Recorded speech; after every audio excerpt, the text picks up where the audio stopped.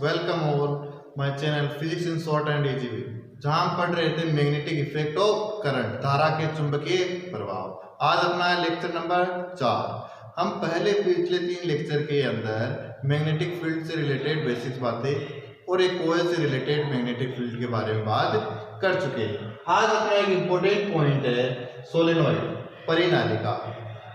Solenoid या परिनालिका होती क्या है, कि मैग्नेटिक इफेक्ट इसका स्टडी हम कर क्यों रहे हैं, तो उसके लिए पॉइंट बोला जाता है कि जैसे किसी सोलेनोइड के अंदर, अच्छा पहली बात सोलेनोइड होती क्या है। सोलेनोइड एक स्प्रिंग लाइक संरचना होती है, एक स्प्रिंग लाइक स्ट्रक्चर होती है, जैसे कि अपनी स्प्रिंग जो होती है, या फिर इसको ऐसा बोला जा सकता है कि जैसे कि एक कोयल जो हमने पढ़ी है कुंडली, उस कुंडली के अंदर घेरों की संख्या हमने n कर दी।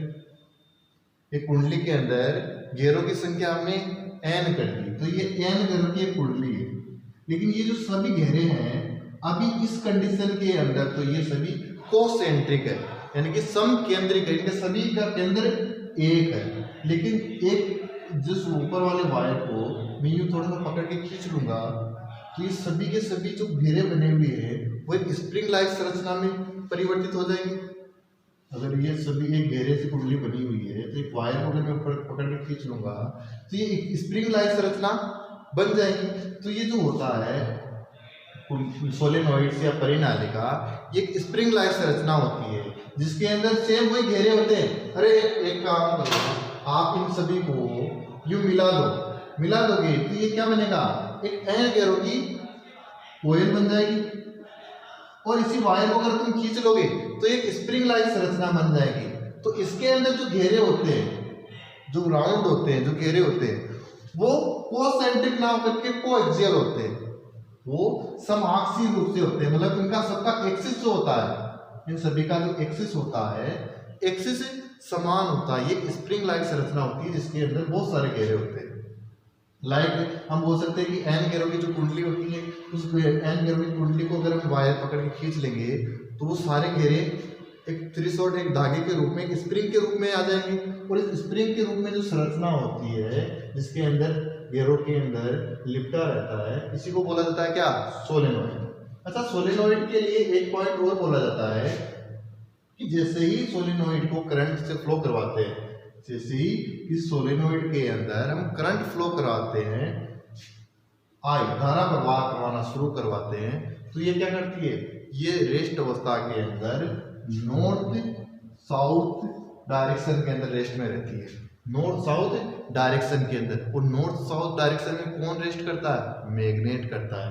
यानी कि जो सोलेनोइड होती है, जिसके अंदर अगर हम करंट फ्लो करवाते हैं, तो ये मैग्नेट के समान प्रॉपर्टी शो करती है, जो कि रेस्ट स्टेज के अंदर नॉर्थ साउथ के अंदर जाकर के ठहरती है, यानी इसमें मैग्नेटिक प्रॉपर्टीज होती है। तो इसके अंदर जैसे करंट फ्लो करवाना शुरू करेंगे, तो करंट फ्लो के कारण क्या हो जाएगा, इसके कारण घेरों के कारण क्या बनेगा, मैग्नेटिक फील्ड बनेगा।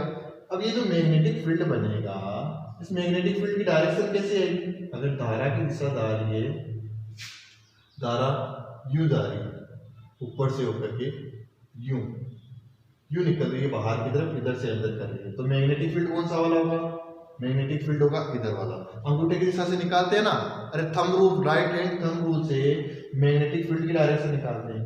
अगर धारा की दिशा ऐसी है, देखो वायर के अंदर धारा जा रही है ऐसी, और ऊपर से होते हुए निकल रही है, और यहाँ नीचे वाले पॉइंट से वापस एंटर कर रही है, ऊपर वाले पॉइंट से निकल रही है, नीचे वाले पॉइंट से एंटर कर रही है। तो धारा की डायरेक्शन, जो मैग्नेटिक फील्ड की डायरेक्शन आ जाएगी, वो मैग्नेटिक फील्ड की डायरेक्शन किधर आ जाएगी, मैग्नेटिक फील्ड की डायरेक्शन ये वाले हो जाएगी। अच्छा, इसको साइंटिस्टों ने बनाया क्यों, ये बनाई क्यों गई, ये यूज में क्यों ली गई, तो ये यूज में इसलिए ली गई क्योंकि इसके कारण क्या होता है, स्ट्रॉन्ग, बहुत ही स्ट्रॉन्ग सा इलेक्ट्रिक फील्ड प्रोड्यूस होता है। कैसे, जैसे कि मैं बोलता हूँ, एक जो सिंगल कॉइल होता है अपना, सिंगल लूप या कॉइल जो होता है, इस सिंगल लूप के कारण मान लिया 5 मैग्नेटिक फील्ड लाइंस आ रही है, इस सिंगल लूप के कारण 5 मैग्नेटिक फील्ड लाइंस पास हो रही है, इसके यूं यूं और यूं। ये तो अंदर होती है, इनको तो बोला जाता है कि ये पैरेलल है, लेकिन जैसे ये बाहर की तरफ निकलती है, घूम जाती है, घूम करके सर्कल बना लेती है, तो ये मैग्नेटिक फील्ड लाइन। अगर मैं इसी कॉइल के एक्सिस के अलोंग अगर मैं दूसरी कॉइल ला करके रख दूंगा, इसी कॉइल के एक्सिस के अलोंग दूसरी कॉइल ला करके रख दूंगा, उसके अंदर भी ऐसा ही सेम प्रॉपर्टीज होगा, उसके अंदर भी ऐसा ही बीच से इलेक्ट्रिक फील्ड लाइन निकलेगी, एक यहां से निकलेगी, सेम अगर रखा जाएगा तो सेम मान लिया कि 5-5 इलेक्ट्रिक फील्ड लाइंस आ रही है। तो इन दोनों को जब पास में रखेंगे तो क्या होगा, तो इसकी पास थी वो अब इससे क्रॉस होगी और इसकी जो पास थी वो इसमें से क्रॉस होगी।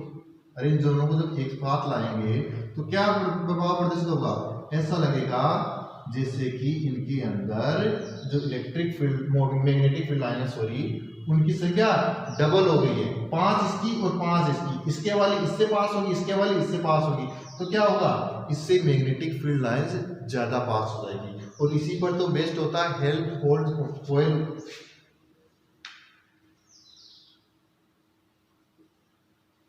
कोयल अरेंजमेंट। उसके अंदर क्या होता है कि दो आइडेंटिकल कोयल्स रखी जाती है आर डिस्टेंस के ऊपर, two identical coils are placed on R distance, एक दूसरे से आर डिस्टेंस पर रखी जाती है, तो उनकी जो बीच वाला पॉइंट होता है r/2 वहां पर मैग्नेटिक फील्ड कितना होता है 0.72 mu naught I upon r होता है।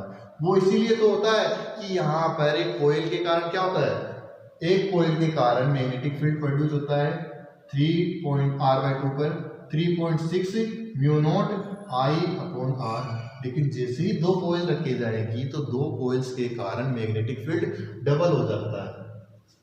तो इसी को आधार मानते हुए क्या किया गया, इसी को आधार मानते हुए ये n घेरों की एक कोयल बनाई गई, सोलेनॉइड बनाई गई। n घेरे कितने हो सकते हैं इसके अंदर, 1000 से 2000, बहुत बड़े संख्या के अंदर घेरे होते हैं। तो इन सभी के कारण मैग्नेटिक फील्ड जुड़ता जाएगा, यानी कि इसके जो अंदर वाले पॉइंट होंगे उस अंदर वाले पॉइंट, अरे 2 के कारण डबल होंगे, 3 के कारण ट्रिपल होंगे, तो n के कारण n गुना हो जाएगा।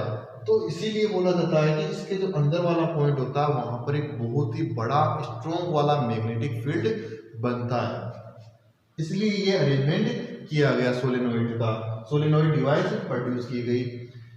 क्यों प्रोड्यूस की गई, क्योंकि हमें एक बहुत ही कभी कभी जरूरत होता है, जैसे कि MRI जो मशीन होती है, MRI मशीन के अंदर हमें बहुत ज्यादा मात्रा में स्ट्रॉन्ग मैग्नेटिक फील्ड की जरूरत होती है। तो वहां पर क्या किया जाता है, MRI के अंदर एक राउंड शेप होता है, उस राउंड शेप के अंदर इस सोलेनॉइड ही प्रोड्यूस होती है, सोलेनॉइड ही होती है। उस सोलेनॉइड के कारण क्या होता है, जो बीच वाले पॉइंट होते हैं, ऐसा नहीं होता है कि मशीन सा जिसके अंदर पेशेंट को एंटर करवाया जाता है, तो ये इसके चारों तरफ क्या होता है, एक बहुत ही स्ट्रॉन्ग सोलेनॉइड होता है, जिसके कारण एक बहुत ही स्ट्रॉन्ग वाला मैग्नेटिक फील्ड बनता है अंदर की तरफ। इस सोलेनॉइड के अंदर की तरफ एक बहुत ही स्ट्रॉन्ग सा मैग्नेटिक फील्ड बनता है, जिससे कि इसका अंदर वाले किसी भी ऑर्गन का जो इमेज होता है वो क्लियरली आ जाता है रेजोनेंस के कारण। वो आप MRI के अंदर देख लेना, यूट्यूब पर बहुत सारे वीडियो मिलते हैं MRI से रिलेटेड। तो हम क्या बोल सकते हैं, हम बोल सकते हैं कि जब एक कोयल के कारण, एक कुंडली के कारण इलेक्ट्रिक मैग्नेटिक फील्ड लाइन जो होती है वो 2 की तुलना में कम होती है। अगर 2 लाओगे तो ज्यादा आएगा, 3 लाओगे तो और ज्यादा आएगा, 4 लाओगे तो और ज्यादा आएगा। इसीलिए इसका n घेरों की कुंडली बनाई जाती है और उन सभी को समाक्षीय रूप से रख दिया जाता है। को एक्सियल, समाक्षीय, एक्सिस सेम होता है लेकिन वो कोसेंट्रिक नहीं होती है, किसी दूरी पर होती है। दूरी पर होने के कारण इसके अंदर एक बहुत बड़ी दूरी के अंदर ये समाक्षीय क्यों होती है, कोसेंट्रिक। अरे n घेरों की कुंडली से तो काम चल सकता था, लेकिन एक दूरी, बहुत बड़ी दूरी के अंदर, जितनी बड़ी दूरी के अंदर ये सोलेनॉइड होगी उस दूरी के अंदर एक मैग्नेटिक फील्ड प्रोड्यूस होगा। कोयल के अंदर तो क्या होता है, कम दूरी के अंदर स्ट्रॉन्ग मैग्नेटिक फील्ड आता है, स्ट्रॉन्ग मैग्नेटिक फील्ड कम दूरी पर आता है, लेकिन सोलेनॉइड के कारण क्या होता है, सोलेनॉइड के कारण वो दूरी थोड़ी बढ़ जाती है। तो एक बहुत बड़ी दूरी के अंदर एक बहुत ही मजबूत सा मैग्नेटिक फील्ड प्रोड्यूस करता है, मैग्नेटिक फोर्स प्रोड्यूस करता है सोलेनॉइड। तो सोलेनॉइड का स्टडी इसलिए किया जाता है। इसको जब रेस्ट के अंदर रखा जाता है तो ये नॉर्थ साउथ डायरेक्शन के अंदर ठहरता है। तो अब इसके कारण जो मैग्नेटिक फील्ड आता है वो कितना आता है उसके बारे में चर्चा करते हैं, इसके मैथमेटिक रूप पर चलते हैं। सोलेनॉइड होता क्या है, एक स्प्रिंग लाइक संरचना होती है, एक स्प्रिंग जैसी संरचना होती है जो होता कुछ नहीं, एक कुंडली होती है, एन घेरों की कुंडली होती है, उसका दोनों सिरों को एन घेरों की कुंडली से चिपी हुई है, उसके अगर दोनों सिरों में पकड़ के खींच लूंगा तो एन घेरों की जो कुंडली है उसके कुंडलन जो होंगे स्प्रिंग लाइक बन जाएंगे, और स्प्रिंग लाइक जो संरचना होती है इसी को सोलेनोइड बोलते हैं। अच्छा, कभी कभी जब वायर बहुत ही पतला होता है तो इन जो वायर होते हैं इनके बीच में एक इंसुलेटर लगा दिया जाता है, कार्बन का रोड लगा दिया जाता है, इनके बीच में पिरो दिया जाता है, जिसके कारण ये पिचके नहीं, पतले वायर है तो पिचकने की संभावना रहती है। तो कभी कभी ऐसा कर दिया जाता है कि इनको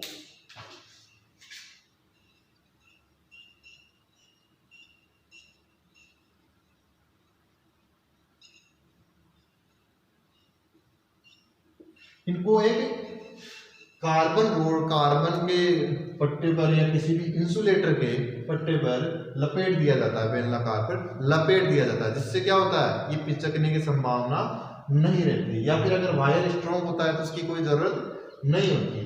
तो परिनालिका जो सोलेनोइड होती है उसका निजात क्यों किया गया, इस डिवाइस को क्यों बनाया गया, क्योंकि इस डिवाइस के कारण बहुत बड़ी मात्रा में मैग्नेटिक फील्ड प्रोड्यूस होता है अंदर की तरफ, बहुत बड़ी मात्रा में, और एक यूनिफॉर्म सा मैग्नेटिक फील्ड प्रोड्यूस होता है इसके कारण।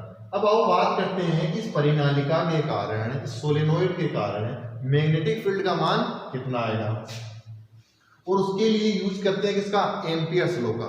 एम्पियर ने कहा था कि किसी भी क्लोज लूप से, किसी भी क्लोज लूप, कोई बंद लूप होगा, उस बंद लूप से रिलेटेड जो मैग्नेटिक फील्ड का लीनियर इंटीग्रेशन होगा, मैग्नेटिक फील्ड का लीनियर इंटीग्रेशन होगा, वो उस बंद पथ के अंदर total current into mu naught के बराबर होगा, total current into mu naught के बराबर होगा।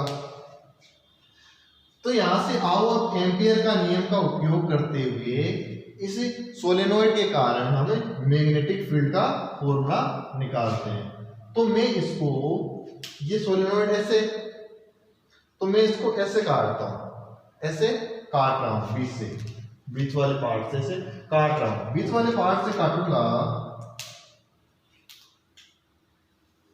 तो यहां पर जो वायर होगा, ये वायर है, और नीचे वाले पॉइंट पर भी ये वायर है। अब देखो ऊपर वाला जो पॉइंट है, ऊपर वाला पॉइंट, उस पर करंट का डायरेक्शन कैसा है, बाहर निकलता हुआ, और नीचे वाले पॉइंट पर अंदर जाता हुआ। तो बाहर निकलते हुए मैग्नेटिक फील्ड को, इलेक्ट्रिक को, करंट को हम डॉट द्वारा प्रदर्शित कर सकते हैं, आउटसाइडर को, तो इसको डॉट द्वारा प्रदर्शित कर दो, और जो अंदर की तरफ जा रहा है उसे क्रॉस द्वारा प्रदर्शित कर दो।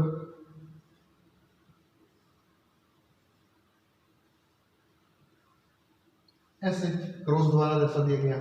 ऐसे ये कुंडली थी, इसको मैंने बीच से काट दिया, बीच से काट दिया, तो काट दिया तो क्या होगा, अब हमें क्या दिखाई देगा, इस ऊपर वाले पॉइंट पर तो दिखाई देगा कि करंट बाहर की तरफ आ रही है, और नीचे वाले पॉइंट पर क्या दिखाई देगा, करंट अंदर की तरफ जा रही है। अच्छा, इसके लिए एक बहुत ही इंपॉर्टेंट पॉइंट और क्या बोला जाता है कि जैसे कि ये वायर है, तो इस वायर के चारों तरफ क्या होगा, जैसे कि मैं बात करता हूं,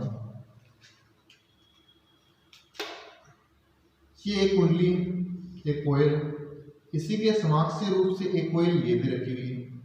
देखो पहले तो इसकी अकेले की बात करते हैं। अकेले के अंदर मैग्नेटिक फील्ड लाइन बीच से तो डायरेक्ट पास हो जाएगी, फिर जैसे साइड में जाएंगे बेंड होती जाएगी, और ऐसे साइकिल बनाएगी, ऐसे साइकिल बनाएगी।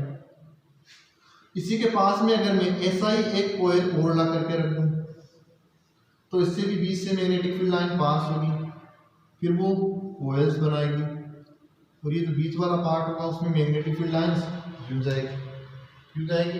अब अगर इन दोनों की बात की जाए, इन दोनों की बात की जाए तो ये जो तार का टॉप मोस्ट पॉइंट है, इस पॉइंट पर देखो, इसके तार के कारण इस पॉइंट पर इलेक्ट्रिक मैग्नेटिक फील्ड नीचे की तरफ, इसके कारण ऊपर की तरफ। तो ओवरऑल क्या हो जाता है, ये ओवरऑल एक दूसरे को, ये सारी कोयले एक दूसरे के मैग्नेटिक फील्ड को बाहर वाले पॉइंट पर क्या कर देती है, कैंसिल कर देती है। तो इसीलिए बोला जाता है कि किसी भी सोलेनोइड के बाहर वाले पॉइंट पर इलेक्ट्रिक मैग्नेटिक फील्ड का मान 0 होता है। ये बोर्ड के अंदर क्वेश्चन आता है 1 नंबर का, बोर्ड के अंदर दे, ये बहुत इंपॉर्टेंट है और पीएमटी के अंदर भी इससे क्वेश्चन आता है, पीएमटी जेईई में। तो क्या बोला जाता है कि सोलेनोइड के बाहर वाले पॉइंटों पर मैग्नेटिक फील्ड का मान 0 होता है, क्योंकि ये जो कॉइल्स होती है एक दूसरे के इफेक्ट को कैंसिल कर देती है, तो बाहर वाले पॉइंट पर मैग्नेटिक फील्ड 0 आती है। अंदर वाले पॉइंट पर मैग्नेटिक फील्ड बनता है, जैसे कि इसके कारण इधर की तरफ बन रहा है मैग्नेटिक फील्ड, इसके कारण मैग्नेटिक फील्ड इधर की तरफ वाला बन रहा है। अब देखो एम्पियर्स लॉ यूज करेंगे तो एम्पियर का नियम कहता है कि आप एक क्लोज लूप मान लो, जहां पर धारा प्रवाहित हो रही है वहां पर एक क्लोज लूप मान लो, उस क्लोज लूप से रिलेटेड जितनी करंट होगी वो मैग्नेटिक फील्ड के लीनियर इंटीग्रेशन के बराबर हो। तो मैंने एक क्लोज लूप मान लिया, इसको मैं यहां पर लिख देता हूं कि बाहर की तरफ मैग्नेटिक फील्ड 0 है। तो मैं क्या करता हूं, ये मैंने एक लूप मान लिया, ये एम्पियर्स लूप हो गई, एम्पियर की एक लूप मान ली मैंने, ये एम्पियर की लूप हो गई। इसकी चौड़ाई कितनी होगी, एल मान लेता हूं, स्मॉल एल में, ये स्मॉल एल इसकी चौड़ाई होगी। या फिर इसकी पूरी लंबाई की बात, अगर इसकी पूरी लंबाई सोलेनोइड की पूरी लंबाई लोगे तो इसको कैपिटल एल ले लोगे, पूरी लंबाई का ले लिया हमने, एल लंबाई होगी इसकी। ये वाला पॉइंट P बोल दो, इसको Q बोल दो, इसको R बोल दो, इसको S बोल दो। तो जो एम्पियर्स लॉ कहता है, एम्पियर का नियम क्या कहता है कि मैग्नेटिक फील्ड का लीनियर इंटीग्रेशन जो होता है, मैग्नेटिक फील्ड का लीनियर इंटीग्रेशन जो होता है वो होता है mu not times of total current present in close loop, ये नियम कहता है।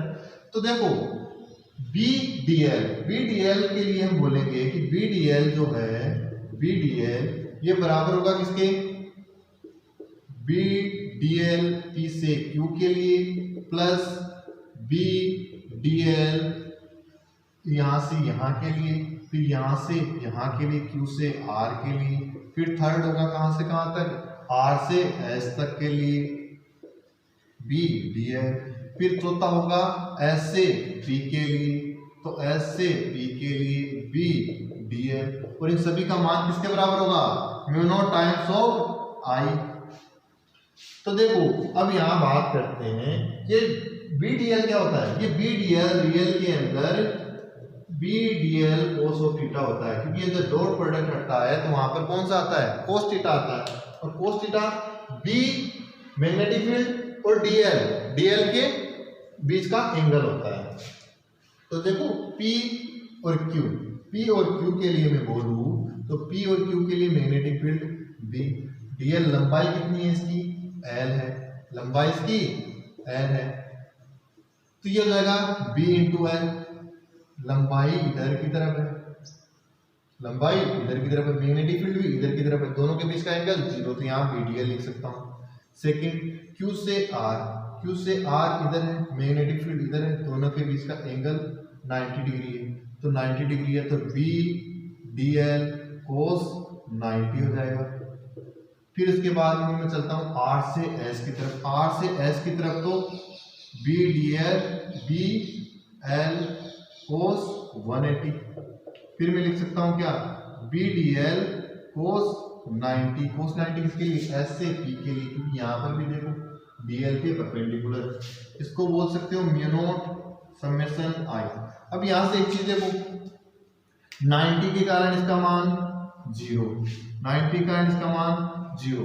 अब बात आती है तार R और S की, तो R और S के बीच के अंदर देखो ये बाहर वाला पार्ट है जहां पर कोई भी मैग्नेटिक फील्ड नहीं पाया जा रहा था, यहाँ पर तो B ही 0 हो गया, यहाँ पर तो B ही 0 हो गया। तो ओवरऑल इस लूप का जो मैग्नेटिक फील्ड का इंटीग्रेशन रहेगा वो किसके रूप में रहेगा, P से Q के रूप में, यानी BL म्यू नॉट। अब बात करते हैं टोटल I कितनी परसेंट है। अगर एक घेरे के अंदर धारा में I मानता हूं तो इस लूप के अंदर I घेरे मान लेता हूं, इस लूप के अंदर I घेरे मान लेता हूं, N घेरे सॉरी, तो टोटल करंट कितनी आ जाएगी, NI आ जाएगी। तो यहाँ से B कितना आ जाएगा, mu not NI upon L, ये आ जाता है किसी भी सोलेनोइड के कारण magnetic field. N upon L जो होता है, एन अपॉन एल लंबाई के अनुरूप घेरे, इसको बोला जाता है घेरा घनत्व भी बोला जाता है, जिसको स्मॉल एन के रूप में इसको रिप्रेजेंट किया जाता है। राउंड पर लेंथ बोल सकते हैं इसको। तो B = mu naught N into I. ये होता है किसी भी कोयल के कारण, सोलेनोइड के कारण उसके आंतरिक बिंदुओं पर मैग्नेटिक फील्ड का मान। अच्छा, सोलेनोइड के लिए एक चीज बोली जाती है, सोलेनोइड दो प्रकार की हो सकती है, एक तो होती है अनंत लंबाई की, इनफाइनाइट लेंथ की, एक होती है फाइनाइट लेंथ की। इनफाइनाइट लेंथ से क्या मतलब होता है कि अगर इसकी जो रेडियस है, इनकी जो कॉइल्स है इनकी रेडियस है r, तो मैं बोलूं अगर r की तुलना में इसकी लेंथ अगर बहुत ज्यादा है, r की तुलना में लेंथ बहुत ज्यादा है, तो उसे तो बोलते हैं हम इनफाइनाइट लेंथ की सोलेनोइड, जिसके कारण मैग्नेटिक फील्ड आता है mu naught N I upon L वाला, नॉर्मल वाला। और अगर r इसकी तुलना में तुल्य होता है तो उसे बोला जाता है फाइनाइट लेंथ की मैग्नेटिक सोलेनोइड। और उसके बाद में एक पॉइंट ये भी बोला जाता है कि इनके जो टर्मिनल्स होते हैं, टर्मिनल्स पर अगर सीमित लंबाई के होते हैं तो इसके टर्मिनल्स पर मैग्नेटिक फील्ड होता है ऑन टर्मिनल्स पर मैग्नेटिक फील्ड होता है mu naught N I by 2 होता है दोनों टर्मिनल पर। और मिड पर होता है, मिड पर ये जो फॉर्मूला है ये मिड के लिए आता है, बीच वाले पॉइंटों के लिए आता है एन आई। ये होता है सोलेनोइड के कारण मैग्नेटिक फील्ड का मान। सोलेनोइड क्या होता है? सोलेनोइड एक स्प्रिंग लाइक स्ट्रक्चर होती है जिसके अंदर जो वायर होता है वो कुंडलन के अंदर हो जाता है और उसके अंदर घेरों की संख्या कितनी होती है? n घेरे होती है। ये एक ऐसी संरचना होती है जैसे कि n घेरों की एक कुंडली हो और उसके दोनों वायर को, दोनों सिरों को पकड़ के यूं खींच लिया जाए तो एक स्प्रिंग लाइक संरचना बन जाती है। और ये जो सभी घेरे होते हैं, ये सभी घेरे क्या होते हैं? को एक्सियल होते हैं, एक ही एक्सिस पर होते हैं, समाक्षीय रूप से प्रदर्शित होते हैं।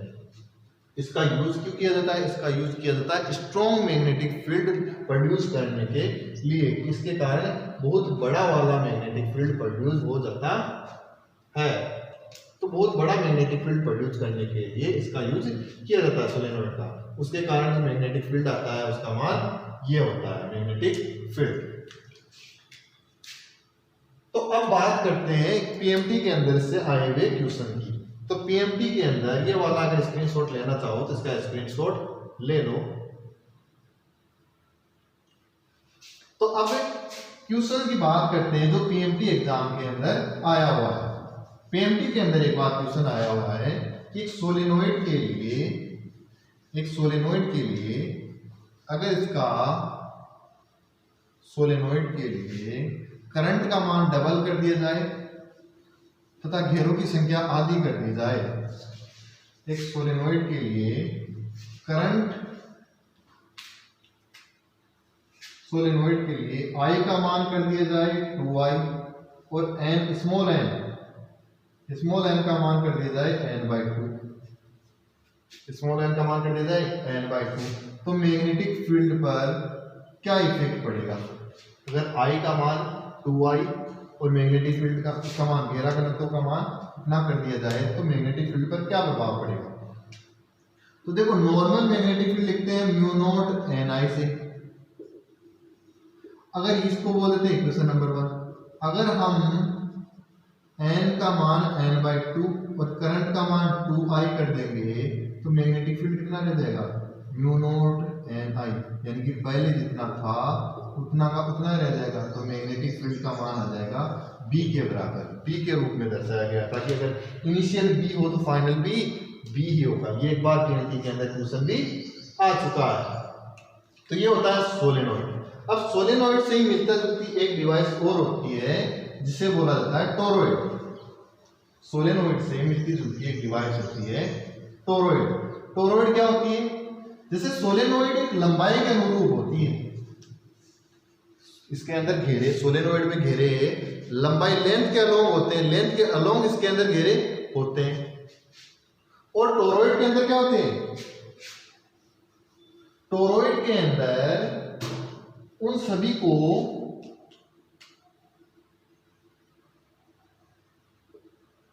टोरॉइड के अंदर क्या करते हैं? टोरॉइड के अंदर ये जो परिनालिका थी, इस परिनालिका को अगर मैं एक सर्कल के अंदर बना दूं, कैसे?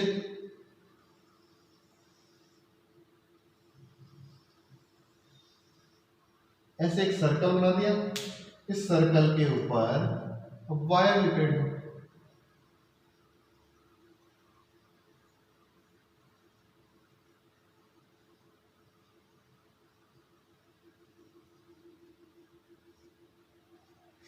एक वायर लपेट दिया। अब इसको बैटरी से जोड़ दो, बैटरी से कनेक्ट कर दो, तो ये क्या हुई? टोरॉइड हो गई। अरे ये इसको देखो, इस वाले पॉइंट से काटो, इस वाले पॉइंट से काटोगे तो क्या दिखेगा तुम्हें? तुम्हें दिखेगा कि एक एन घेरों की एल लंबाई की परिनालिका है। उस एल लंबाई की परिनालिका को अब की बार क्या कर दिया गया है? इसको आर रेडियस की एक सोलेनोइड के रूप में बना दिया गया है। अब इसके लिए आंतरिक जो रेडियस होती है इसको बोल दिया जाता है R1, जो बाहर वाली होती है इसे बोल दिया जाता है R2, बाहर वाली के लिए बोल दिया जाता है R2। ये होती है टोरॉइड। अब इस टोरॉइड के लिए मैग्नेटिक फील्ड के लिए बोला जाता है कि जो अंदर वाला पॉइंट होते हैं ना, इनर वाले पॉइंट, यहाँ भी मैग्नेटिक फील्ड जीरो होता है, बाहर वाले पॉइंट पर भी मैग्नेटिक फील्ड जीरो होता है, और ये जो अंदर वाले पॉइंट होते हैं सिर्फ और सिर्फ वहीं पर मैग्नेटिक फील्ड होता है। कहाँ पर? बाहर भी जीरो, अंदर भी जीरो। अच्छा, अंदर जीरो क्यों? अंदर जीरो इसलिए होता है क्योंकि अगर मैं इस कॉइल के लिए एम्पियर का लूप बनाऊं अंदर वाले पॉइंट पर, अंदर वाले पॉइंट पर एम्पियर्स लूप बनाऊंगा, मान लो इसको मैं यूं इसको भी सोलेनोइड की तरह काट दूंगा, तो इसके लिए भी क्या बचेगा? ऐसे एक पॉइंट पर अंदर जाता हुआ, एक पॉइंट पर बाहर निकलता हुआ magnetic field, electric field.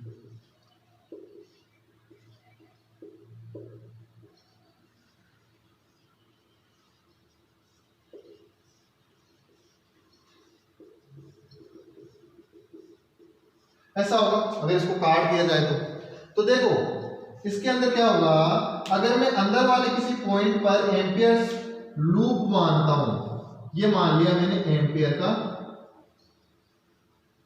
Loop, अगर मैं इस लूप मानता हूं तो इसके अंदर मैग्नेटिक फील्ड निकालने के लिए IDL is equal to mu naught summation I करूंगा मैं, लेकिन इसके अंदर वाले पार्ट पर धारा तो है ही नहीं, तो धारा ही नहीं है तो मैग्नेटिक फील्ड कहां से बनेगा? तो अंदर वाले पार्ट पर कोई भी मैग्नेटिक फील्ड नहीं बनेगा, तो अंदर वाले पार्ट पर तो मैग्नेटिक फील्ड नहीं बनेगा।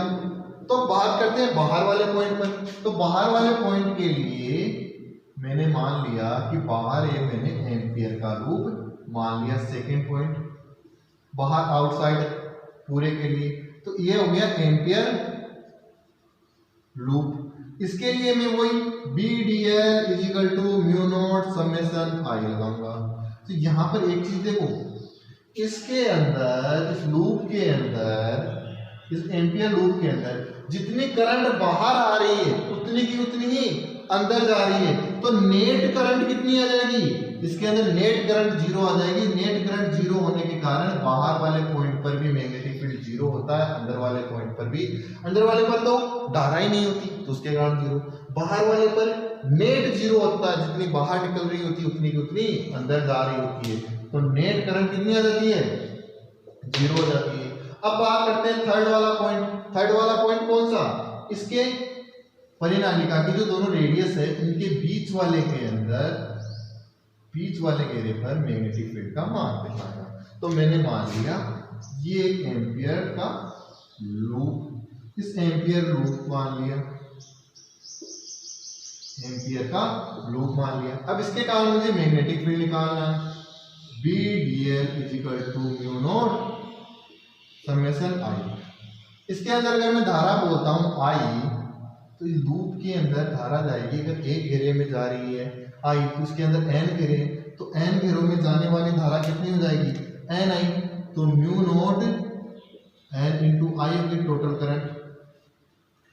अगर इसका डीएल क्या होगी, ये वाली लंबाई एम्पियर के पाथ की लंबाई होती है डीएल, तो एम्पियर का अगर इसकी रेडियस में मान लेता हूं average radius R, average radius R, तो ये जो आर का मान आएगा उसको मानते इस पाथ की लंबाई कितनी आ जाएगी, 2 पाई आर आ जाएगी। तो यहां से मैग्नेटिक फील्ड कितना आ जाएगा, mu naught N I upon 2 pi R.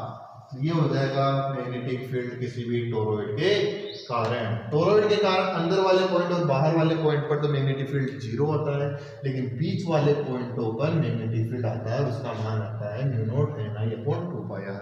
Solenoid के लिए क्या होता है, सोलेनोइड के लिए बाहर वाले पॉइंटों पर मैग्नेटिक फील्ड 0 आता है, अंदर वाले पर कितना आता है, म्यू नॉट स्मॉल एन आई। ये हो सकता है म्यू नॉट स्मॉल एन आई। तो ये होता है टोरॉइड और सोलेनोइड, जो कि बहुत ही इंपॉर्टेंट पॉइंट है। थैंक यू, धन्यवाद। ये पॉइंट होता है यहीं पर खत्म।